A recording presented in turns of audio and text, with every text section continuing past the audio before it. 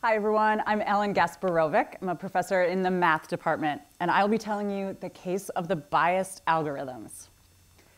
So an algorithm is a step-by-step procedure for solving a problem or achieving a desired outcome.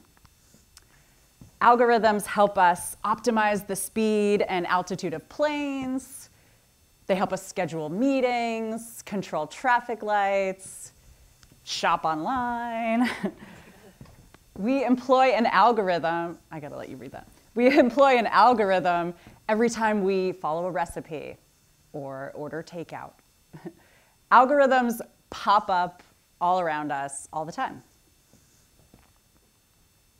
And algorithms determine what we see when we search for things on the internet. This is basically my search history. But what happens if we're searching for something a little more complex? Toward the end of the term, in my Mathematics and Social Justice course, we were reading Chapter 2 of the book Algorithms of Oppression by Dr. Safia Umoja Noble. Prior to around mid-2012 or so, the first however many search results that would come up on Google when you searched for black girls were pornography and hypersexualized depictions of black women.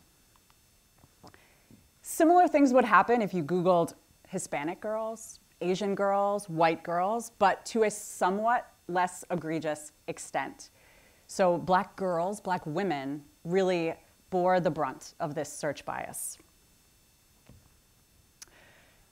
Well, one of the students in the class raised their hand and said, well, yes, but what else would you be looking for if you were searching for black girls on the internet? And so something that seemed so obvious to me maybe wasn't so for all the students. So my gut reaction was to start spewing out things that you could be looking for if you were searching for black girls on the internet. But after I'd only gotten out maybe one or two examples, the other students in the class started chiming in with other things that you could be searching for if you were looking for black girls on the internet. And these are some examples. So that's what a search algorithm is meant to do, right? Figure out what people might want to find if they're doing a Google search. That student who affirmed their strong pre-existing bias really drove home the fact that people are racist. People can be sexist. They can be so many other things. And these are the same people who are creating the algorithms that we use every day. So it's no surprise that these algorithms are subject to the same kind of biases as the people who create them. When users do private searches, they can do things that they wouldn't normally do in public. In the case of Google's algorithm, the search results are prioritized based on things like user clicks, links to and from other websites, money from advertisers, things like this. This is compounded by the fact that, especially at the time, but even now, people of color and women are underrepresented in the tech field. So there's a severe lack of oversight and input into these algorithms, and a severe lack of people who might better identify and understand the ramifications of these built-in biases. I felt very unprepared for a racist, sexist moment in the classroom because I'm a mathematician, for God's sakes. We're supposed to be insulated from these kind of things, right? But, you know, it's like we're always saying at Union, we have to be willing to be uncomfortable.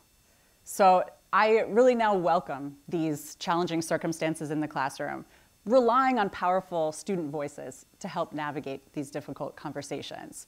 I've even started to bring in these big topics, not only into classes where you might expect them, like math and social justice, but what about calculus? What about applied linear algebra?